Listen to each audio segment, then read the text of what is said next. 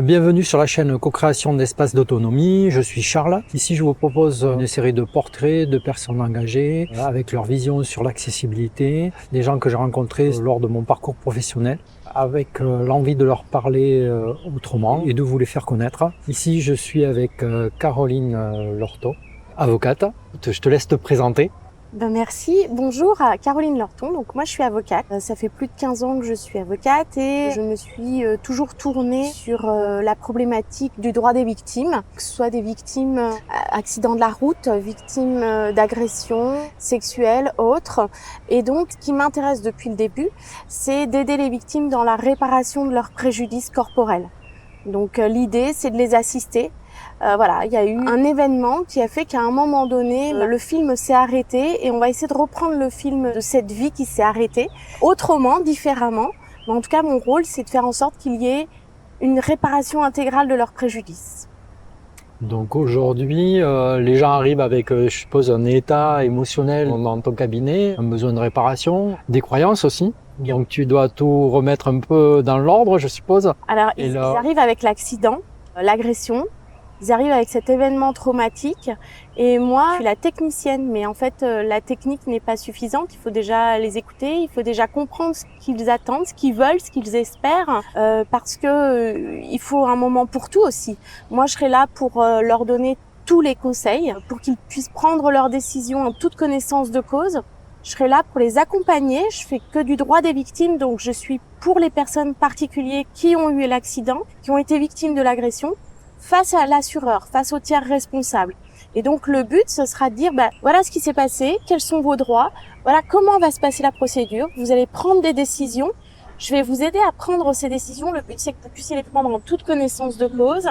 Et moi je serai là aussi pour assurer ce stress procédural et puis être un peu la chef d'orchestre et faire la traduction juridique de ce qui s'est passé pour que la victime et la famille puissent reprendre le cours de cette vie qui a été bousculée à un moment donné. Donc oui, il y a l'émotion, mais il y a aussi le volet technique. Et moi, je vais l'assurer et je vais faire en sorte que, avec cette émotion, on puisse travailler et que la personne puisse avoir véritablement la réalisation de son nouveau projet de vie. Donc ce volet technique, je suppose que là, pour le coup, on va parler d'expertise. Alors le volet technique, effectivement, qu'on soit victime d'un accident, d'une agression, à partir du moment où il y a des préjudices corporels, on va passer par le stade d'une expertise médicale, où là c'est vraiment une photographie médicale, où on va faire le point sur tout ce qui ne va pas. C'est une étape très difficile pour les victimes, parce que c'est vraiment le moment où on dit tout ce qui ne va pas depuis l'accident. Mais c'est aussi une étape importante parce que c'est là où va se jouer la photographie médicale et donc la traduction juridique de tous ces préjudices, de toute cette nomenclature où on va essayer de dire voilà tout ce qui va pas et voilà aussi tout ce qu'on va mettre en place pour le futur parce que c'est un pari pour l'avenir de dire à un moment donné les séquelles sont là, elles existent et comment on va faire pour vivre pour le futur avec cette espérance de vie et le retour à domicile. Et tout ça, ça va être très important de le travailler en expertise. Après expertise, on aura la traduction juridique et on aura la phase indemnitaire où là, ça sera soit de l'amiable, soit du judiciaire. Mais la phase de l'expertise, elle est indispensable.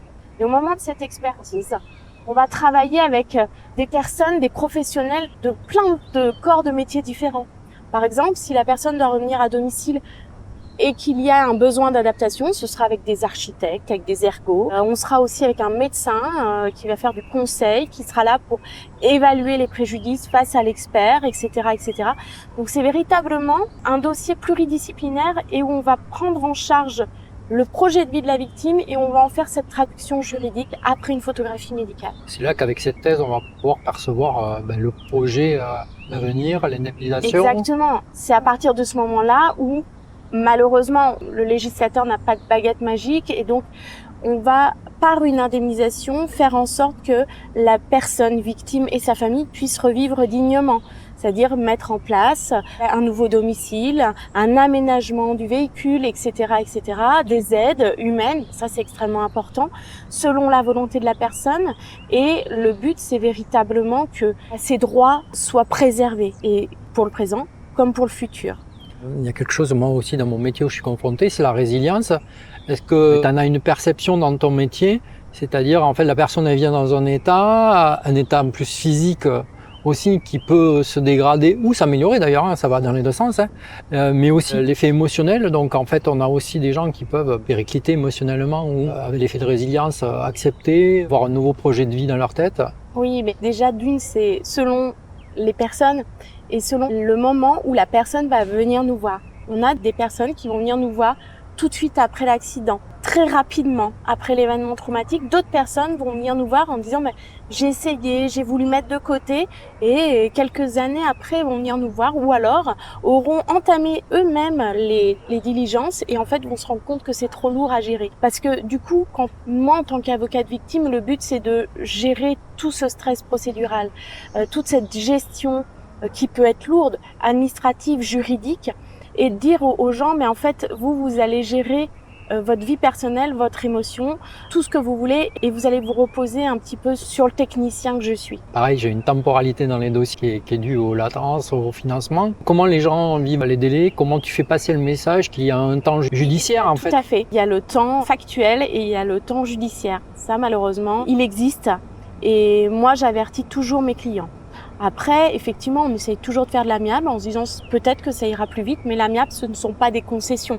L'amiable, c'est savoir travailler intelligemment sans devoir saisir le juge. D'ailleurs, une phrase qui nous dit le bon avocat, c'est pas celui qui gagne le procès, c'est celui qui l'évite. Et on fait beaucoup d'amiable en matière de droit des victimes. Mais à partir du moment où l'amiable n'est plus possible parce qu'on n'arrive plus à faire reconnaître le droit des victimes, alors il faut passer sur la phase judiciaire. Et là, oui, ça peut être long.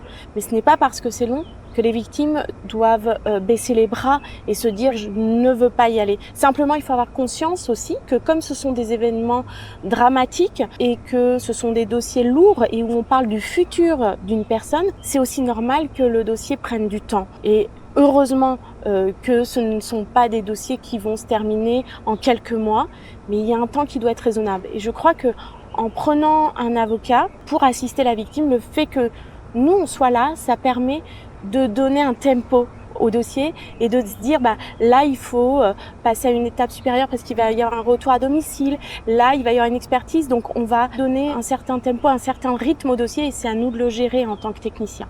Et c'est vrai que pour le coup, on peut dire que les gens sont confrontés à deux temporalités, du moins en matière de réparation, c'est-à-dire la temporalité judiciaire et la temporalité médicale, puisqu'il y a toute la rééducation, la réadaptation.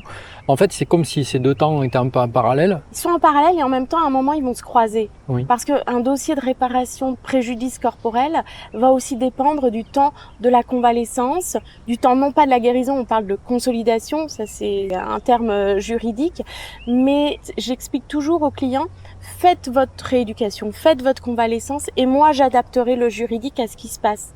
C'est ce qu'on appelle le médico-légal en fait. Donc oui, ça peut être, on va dire, deux temps parallèles, mais en même temps, à un moment donné, ils se rejoignent. Exactement. Et on a besoin de l'un et de l'autre pour clôturer le dossier au niveau juridique. Quel conseil tu donnerais à quelqu'un qui voudrait travailler dans la réparation aux côtés des victimes, et surtout, on parle souvent de la formation, mais on parle aussi des traits de caractère qu'il faut avoir peut-être? Alors je pense que chaque avocat gère son dossier en fonction de sa personnalité, en fonction de ses expériences et en fonction aussi des clients qui sont en face de nous et de leur volonté. Je pense aussi que de toute façon, il faut s'adapter aux gens.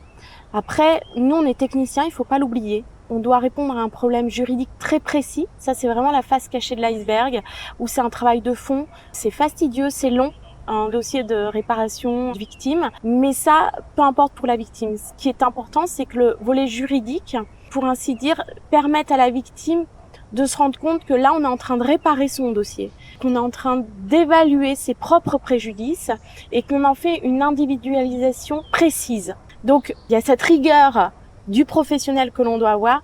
Et moi, je suis persuadée que pour faire ce travail aux côtés des victimes, il faut être humain, il faut être compréhensif, il faut être aux côtés des victimes. Et peut-être qu'il va falloir leur parler plusieurs fois, peut-être qu'il va falloir leur laisser du temps, chose qu'on ferait pas avec des clients qui seraient professionnels ou autres. Mais il faut pas oublier qu'on est à leur service. Le but, c'est qu'elles prennent leurs décisions pour leur nouvelle vie en toute connaissance de cause. Et nous, avocats, on est à leur service. Du coup, ce métier te prend beaucoup de temps, je suppose. Du temps, de l'énergie. Du coup, est-ce que tu as des moyens de te ressourcer dans ta vie? Est-ce que tu prends du temps pour toi? Oui, il faut, on essaye. On essaye parce que forcément, c'est un métier, même si on ferme la porte du cabinet, on n'oublie pas la personne qu'on a vue dans nos bureaux, on n'oublie pas certaines histoires qui nous marquent plus que d'autres, mais c'est aussi très enrichissant.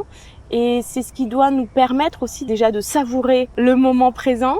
Et c'est ce qui doit nous permettre aussi d'avancer dans notre relation au client, nous permettre d'avancer dans la manière dont on va gérer le dossier.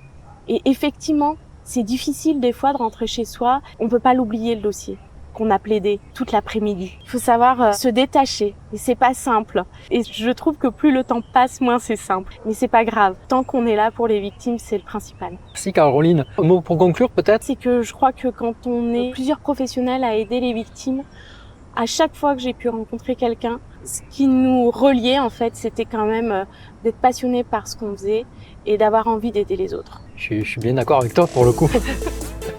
Merci beaucoup. Bon, mais merci beaucoup Caroline et à bientôt.